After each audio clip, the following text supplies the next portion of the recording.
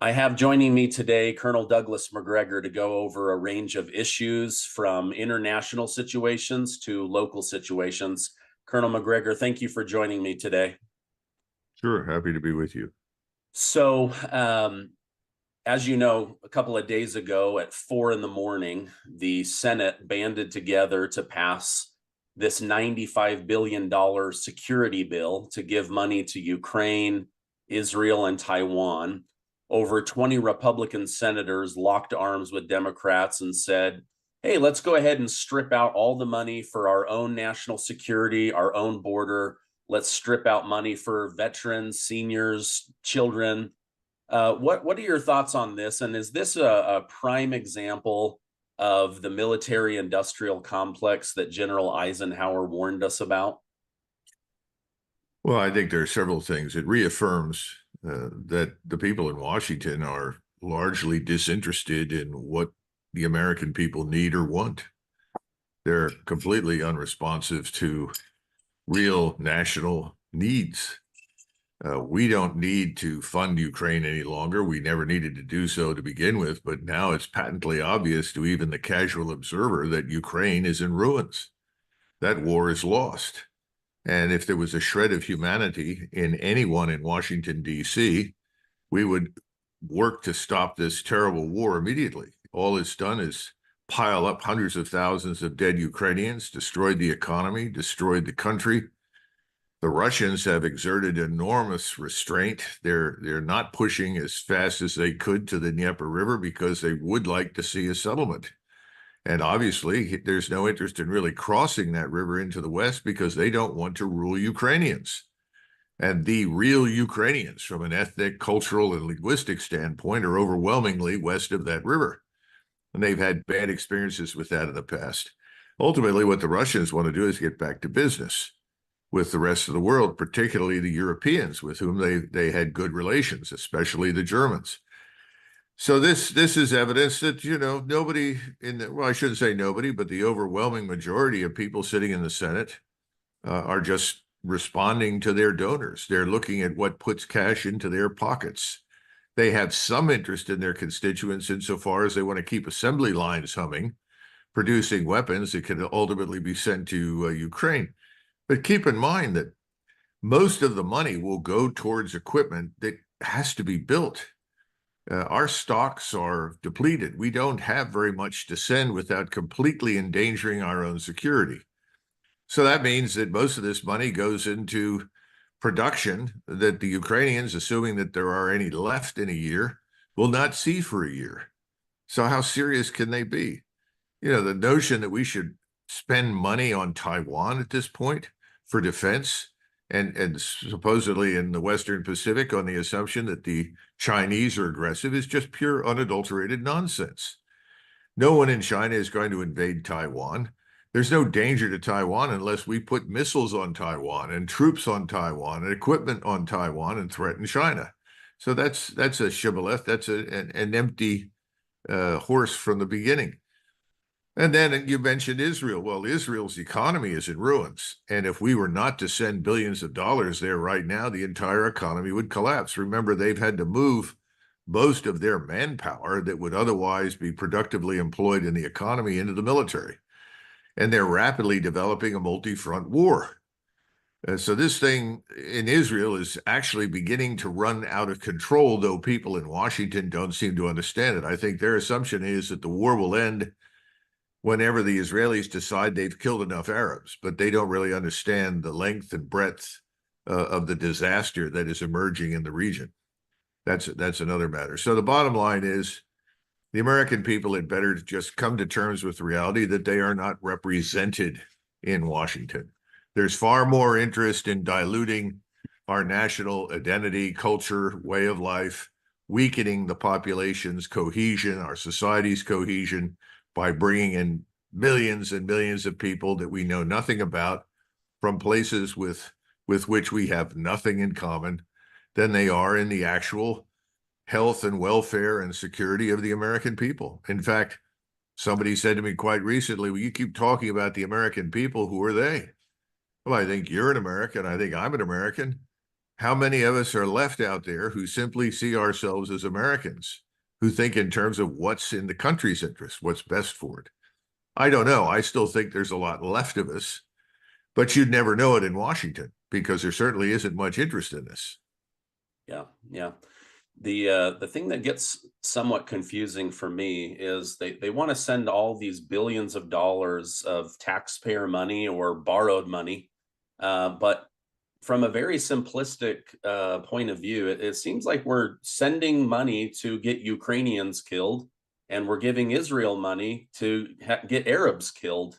I mean, at the end of the day, we're just funding death, and also gets very confusing because on the one hand, we're saying, okay, Israel, here's all the money and weapons you need to carry out your attacks that we disagree with, but then we're sending all this aid on a daily basis into Gaza and Rafah, and so it gets very confusing from, again, an outsider, no military perspective.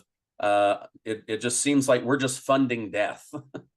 Well, I think we need to keep in mind that while we are at least financially supporting aid that could be delivered to Gaza and Rafah and so forth, it's not happening. There are at least 500,000 people who are on the edge of starvation. That doesn't even begin to address the problems with water, sanitation, and so forth. So we're looking within the next 6 months, 3 months, somewheres in there, at the very high probability that there will be 500,000 dead in Gaza. Now, what I hear repeated over and over and over again is we're giving Israel what it needs to defend itself. Well, it's got what it needs to defend itself. What happened on the 7th of October was tragic. It was unfortunate and offensive. But at the same time, they made a mistake. Yeah, unless someone is going to stand up and say we deliberately did this, which I doubt in Israel, then someone made a terrible mistake. In other words, the gate was left open. And you're talking about an intelligence service that has the advantages that we do of extraordinary penetrating surveillance, overhead, ISR. So the notion that, this is just the defense of Israel is ludicrous. This is something much more than that. It's clearly part of this project to make Israel a much larger and more dominant state in the region. And that has to come at the expense of the Arab population that lives inside Israel's borders. That means Gaza and the West Bank.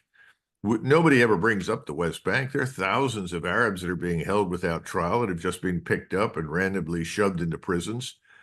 We have the same thing in Gaza, but Gaza gets most of the attention because there it's unmistakable. The bombings and the killings are shattering and overwhelming. Somebody said to me the other day, well, you've always supported Israel. Why don't you support Israel? I said, of course I support Israel. I've always supported the existence of the state. And I still feel strongly that we should preserve the state. But I said, you're asking me something else. He said, what do you mean I'm asking you something else? I said, well, would I stand by and applaud or cheer the systematic destruction of 2 million Jews in Israel? Well, my answer is absolutely not. But yet you're asking me why I don't applaud and cheer the destruction of 2 million lives that happen to be Arab in Gaza. I said, I can't do it. I think it's wrong. And it's interesting that the people that posture morally in Washington all the time seem to have turned a completely blind eye to what is morally reprehensible in Israel. And if you say something about it, then you're automatically castigated as all sorts of terrible things, bigots, anti-Semites, so forth. That includes a lot of Jewish people in the United States who are equally appalled, by the way. But, this is the mystery of Washington. Well, the American people need to disentangle themselves from the mystery. They need to understand that everything in Washington is still driven by money. And that's what's calling the tune there right now. If you have enough money that you can enrich enough people inside the Beltway, you can really determine the direction and the impact of American foreign and defense policy. Yeah. Max Blumenthal was on my show. He said construction is booming in Washington, D.C., thanks to the Russia-Ukraine war, that people are, expanding, building on their houses, building brand new mansions, and it's all built on blood.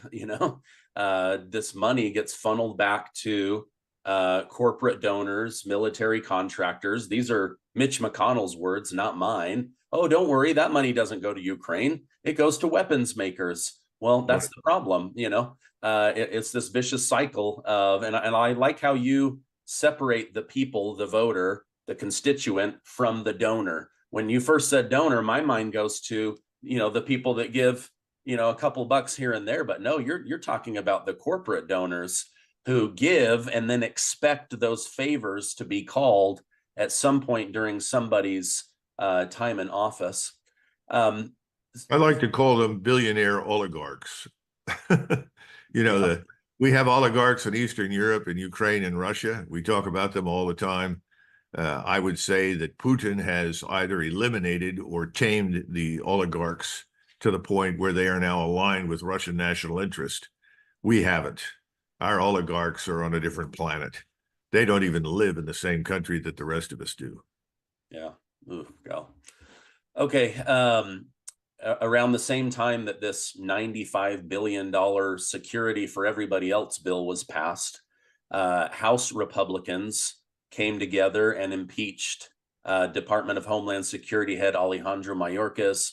This is the first cabinet member in a presidency impeached since 1876. How important is it to get Alejandro Mayorkas out, or is this the perfect example of cutting off the head of Hydra and 7 more grow back, and this problem just continues to exist?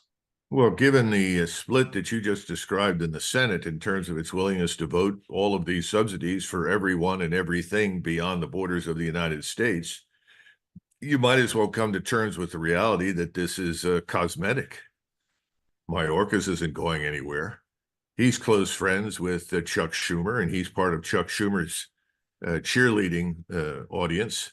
So I don't see any evidence that anything is going to change at all. And we all know that Mayorkas is instrumental in keeping those borders open and encouraging millions of people to march north.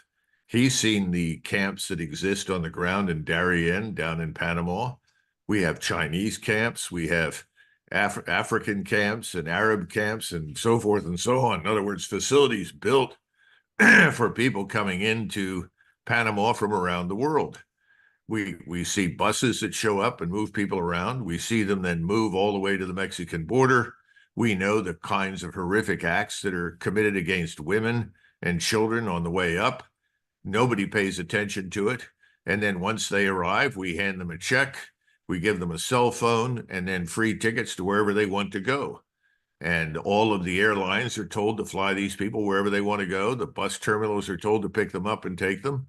And then they arrive. And the idea is that if you can distribute enough of these people all over the country, you can turn the so-called proverbial red states into blue states. Blue meaning, I guess, bloodless, no longer American, fundamentally foreign, in the hands of people that do not support and are not loyal to the United States of America. That's what it boils down to. And they're winning. They're winning because no one is really stepping up and doing anything about it. Gosh. Okay. The biggest story in the news this past week has been Tucker Carlson and his stupidness or courage, depending on which side of the aisle you're reading from. He interviews Russian President Vladimir Putin. What were your thoughts on this interview, and was there anything that Putin said that stood out to you? Well, the first thing that springs to mind is that Tucker is a very courageous individual. He knows the risks associated with going to Russia and interviewing the Russian head of state right now. As far as Washington is concerned, we are at war with Russia. We have no declared war, but we're doing everything short of committing our air, ground, and naval forces to the fight.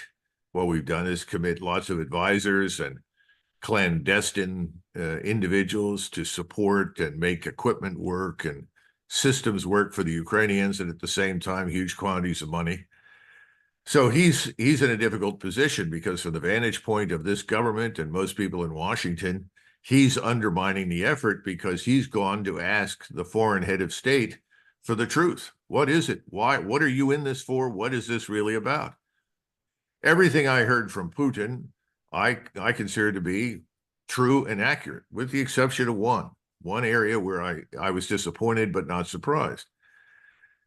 The problem in Russia is that the Russian government has not come to terms with the Stalinist period and communism. Now, everyone knows that communism was a disaster. But what the Russian people really are not aware of, they don't have the details. I think many of them know. Their instincts tell them this. Their fathers, grandfathers told them these things, but they are not really fully aware of the tens of millions of human beings that were murdered between 1918 and the beginning of the Second World War. Millions. And what people don't understand is that in 1939, when you had the Soviet-German pact between Ribbentrop, the German foreign minister, and Molotov, the Soviet foreign minister, this enabled Stalin and his armies to overrun Lithuania, Latvia, Estonia, and half of Finland, as well as nearly half of Poland. This resulted in the death either through deportation, execution, or simple exposure to the elements for millions of people that lived in those areas. That doesn't come up for discussion. Instead, everyone talks about, well, Hitler, Hitler, Hitler. There could not have been a Second World War without two things. First of all, without communism coming to power in 1918 and then consolidating its power through the murder of millions of human beings inside the Soviet Union, you would not have had the fear that emerged in the rest of Europe, particularly in Germany, where by the time Hitler is finally elected to office, and when I say elected, that's misleading, he had 32% of the vote, it was largely in response to the fear of communism inside Germany. People knew that millions were being starved to death, that somewhere between 7 and 10 million Ukrainians inside Ukraine were starved to death, an orchestrated famine. Those who were not starved to death deliberately by the removal of all food and the decimation of their families, the destruction of their property, were then shot on sight, raped and shot, or deported. And the difference between the concentration camp system that develops early in the 20s and lasts all the way into the early 1960s and the concentration camp that springs up after we go into, or after the Germans go into Eastern Europe, after the invasion of the Soviet Union, is that the concentration camps in Russia are in areas where the weather is so severe, the temperatures are so low, the food is so bad, the treatment meted out to the prisoners was so horrific, that within the first 30 days to 90 days to 6 months, almost everybody was dead. In other words, you didn't have to deliberately employ chemical means to eradicate the desired population. They died of exposure. And more people died between 1918 and 1941, we think, maybe more than died during the Second World War fighting against the Nazis. The other thing is that they talk about the Great Patriotic War, but 1.5 million so-called Soviet citizens volunteered for duty with the Wehrmacht. Hundreds of thousands of Russians, more than 250,000 Ukrainians, hundreds of thousands of Mongolian, Turkic, Armenian, Georgian people, Tartars, all of them saddled up as soon as they could with the Germans against communism. That's what people don't understand. There were 2 million Soviet prisoners of war sitting in camps that were ready to volunteer and go out and fight with the Germans against the Soviets, something that Hitler refused to do, which was a terrible mistake. In other words, people don't understand that communism was the real cause of this horrific war. Now, that doesn't absolve Hitler, but it changes the complexion of the discussion. I didn't expect Putin to mention all of it, but the notion that you could have had a war at all without Stalin is ludicrous nonsense. And even in more material terms, when the Germans finally attack the West, when they go into Scandinavia and they overrun the Low Countries, defeat the British and the French and France, all of the oil, all of the raw materials, the food, the gasoline, everything is from Russia. supplied by Stalin, because Stalin hoped that the Germans and the British and the French would end up in a World War I scenario, in a stalemate, which would then offer him opportunities to attack from behind. Didn't work out that way, did it? But, you know, the problem is the Russians need to know the truth. They closed down the NKVD archives so that the Russians do not know the full truth. They were finding it out up until about 2001, 2002. People were becoming enraged when they found out that more than 15 Soviet soldiers died in the war. They were enraged when they found out that Stalin's NKVD executed 1 million Soviet soldiers who refused to fight the Germans. So this great patriotic war myth, if you will, is something they can't afford to destroy, at least in their minds. Now, everything that was said about Tsarist Russia from 932 up to 1918 was true and accurate.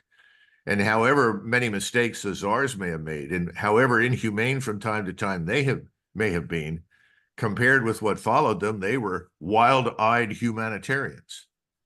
That was my problem. Now, Tucker couldn't push back against the head of state and say, you're not telling us the truth about what happened with Stalin.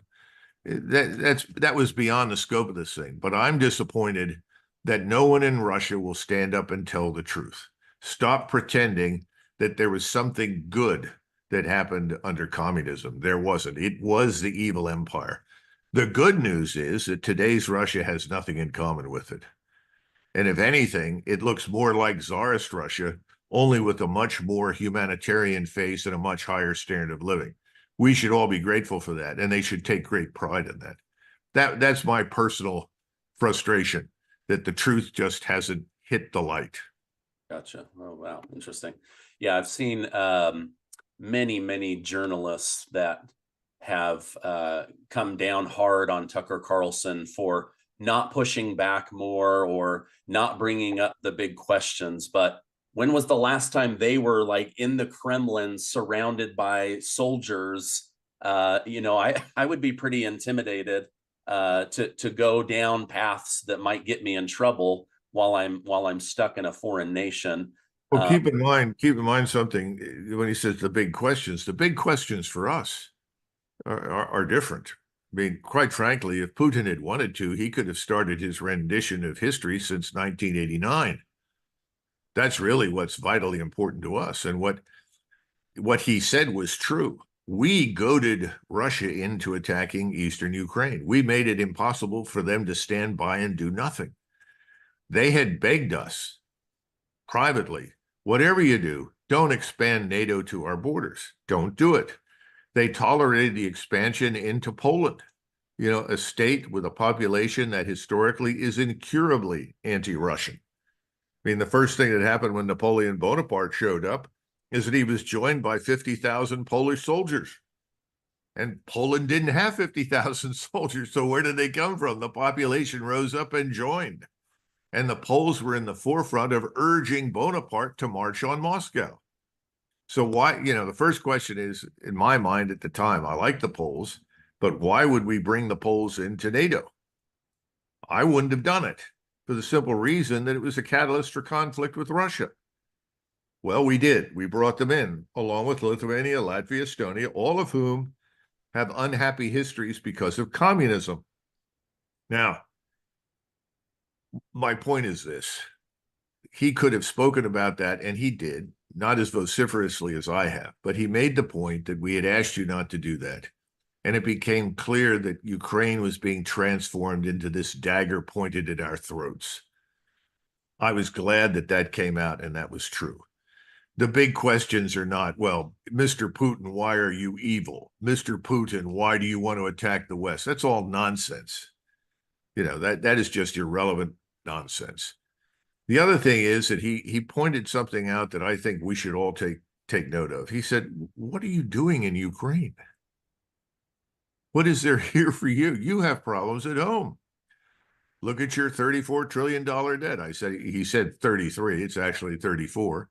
And we've got $1 trillion a year now to service our national sovereign debt. It's unsustainable. It's just a question of when it all falls apart.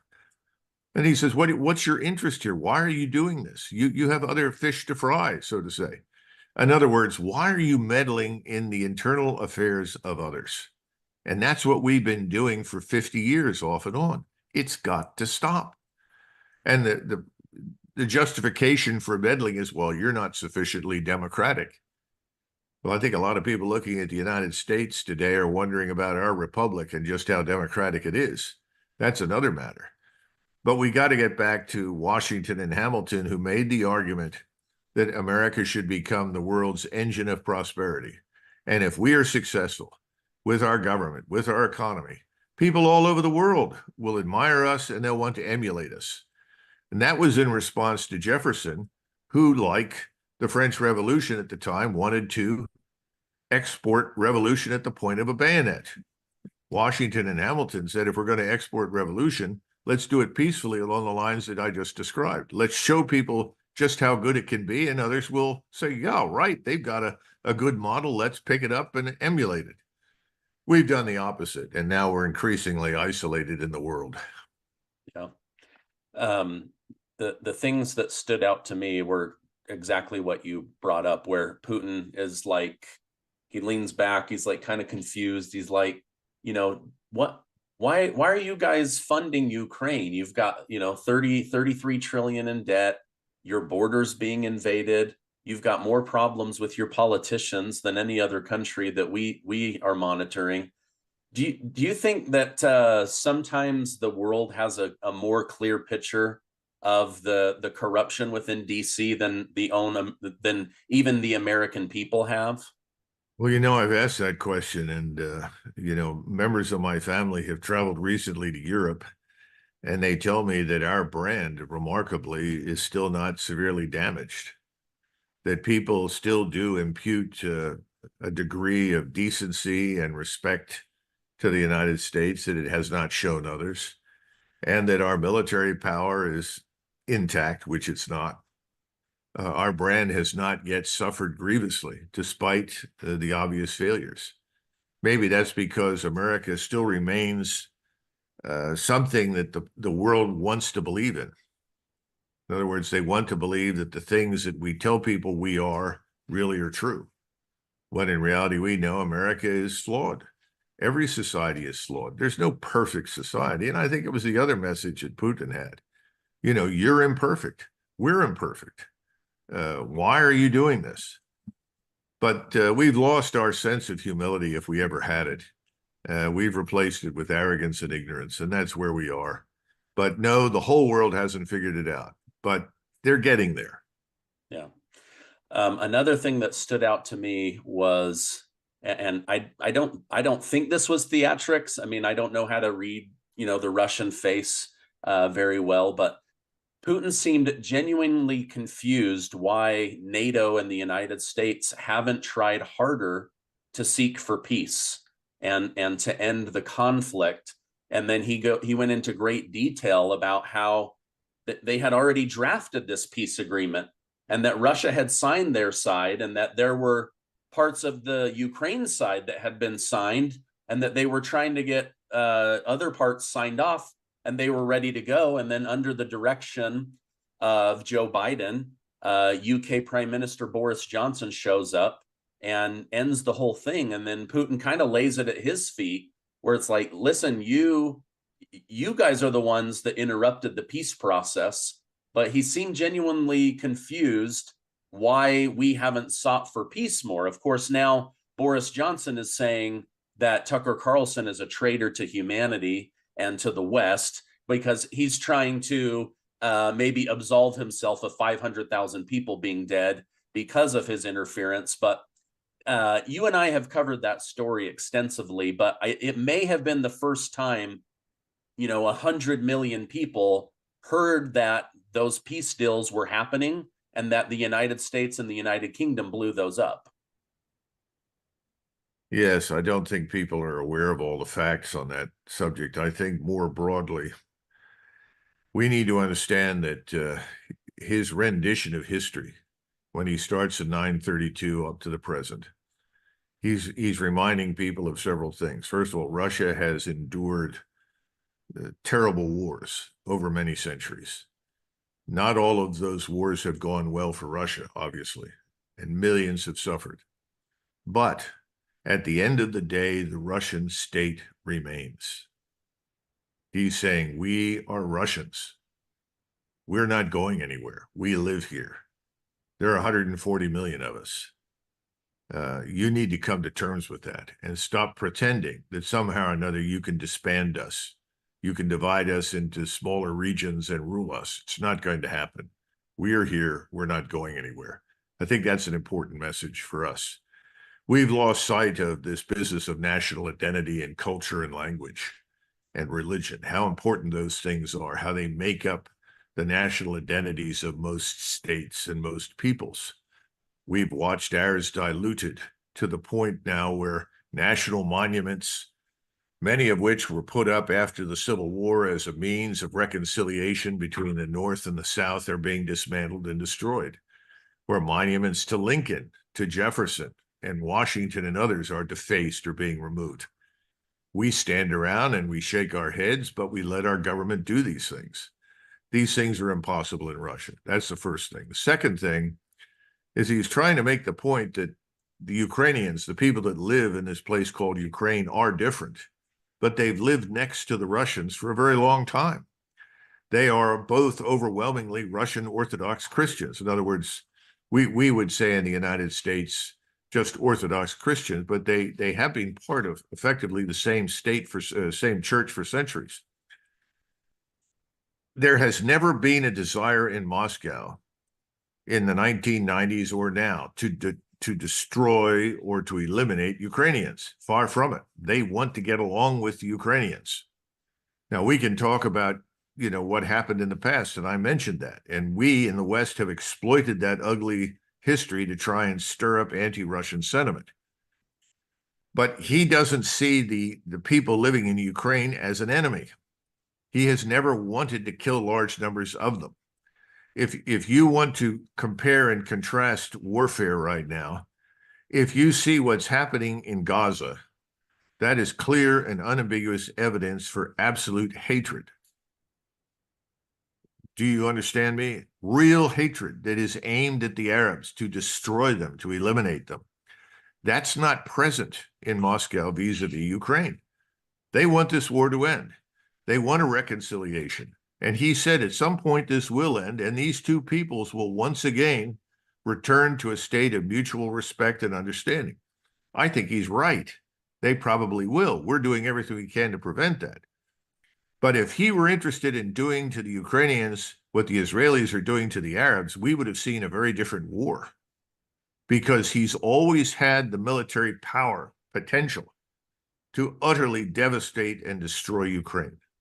He hasn't done it. That's really interesting, because there really is like horrible, 1,000 years of hatred between the Jews and the Arabs in that region. But there hasn't been that kind of hatred towards each other, especially with that common Slavic Orthodox Christian background that the two countries share. What were your thoughts from a military perspective about Zelensky asking or forcing General Zaluzhny to step down? Was that a PR function, or was removing Zaluzhny a good option? Rearranging the deck chairs on the Titanic. Okay. Ukraine is finished. The Ukrainian government is a facade. The Ukrainians have given all that they can give. The individual Ukrainian that has fought in that war has done what Ukrainians have always done, fought very courageously and with great determination. They've largely run out of able-bodied men. And now they want to bring back whatever Ukrainian men they can find from overseas so that they too can be suited up and killed in front of Russian defenses, which have turned out to be largely impregnable. So I think what we need to come to terms with is that the government is falling apart. It doesn't make any difference who takes over and who shows up tomorrow morning to run the place. It's over. Now, some of the individuals that are being pushed forward by the current regime, the Zelensky regime, as I call it, are people who are useful instruments for MI6 in London and the CIA. they'll do what we tell them to do. And what are we telling them to do? We're telling them to use whatever missiles we can provide to them or unmanned systems to do harm to Russia, to harm Russians inside Russia. In other words, attack towns, cities, villages inside Russia. It's kind of a pointless revenge weapon. You know, it's similar to the foolish order that was given by Hitler in 1944. Well, if we can't hold Paris, burn it. He actually gave that order, and the German commander, of course, ignored it. That's kind of the mentality that you're dealing with Zelensky. If we can't have it, then we're going to destroy it. If we can't win on the battlefield, we'll just harm Russians. This won't work. This will make matters worse. And with each passing day, grudgingly, the Russians are moving further to the west. I imagine that they will probably over the next couple of months go to the river, because I don't think they'll have much choice. And then the decision will be, what do we do now? Are we going to get some sort of arrangement, or do we sit here while the United States and Great Britain and some of its friends in Western Europe try to turn Western Ukraine into a kind of guerrilla warfare state that is constantly lobbing missiles or performing acts of sabotage or terror against Russia? Now, if that turns out to be something that cannot be resolved, then the Russians have the military power and the capability to go all the way to the Polish border. But that's not something they want to do for the reasons that I've already described. The question is, what do we do? You know, now I don't know what happens in the fall. Assuming we get to an election and we hold an election, I don't know who's going to win. I hear lots of statements from different people. I'm quite certain that Donald Trump says, well, I can end this in 24 hours. He talks about a lot of things he can do in 24 hours.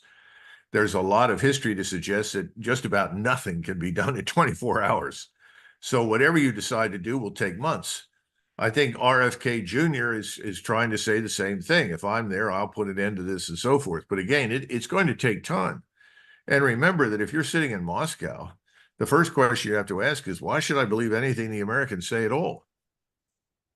And with good reason. We've lied repeatedly about everything. Oh, don't worry, we'll never advance NATO beyond the Oder-Neisse, beyond Germany's borders. Well, that went away. Well, we'll never move, beyond the Polish border, and that went away. Not only do we want to bring Ukraine into NATO, we want to bring Georgia into NATO. We want to encircle Russia and destroy it. We won't be satisfied until there's regime change in Russia. I mean, this is crazy, but if you're sitting where they are, the question you have to ask is, why should I believe anything? What we don't know is what happens in the meantime in Europe.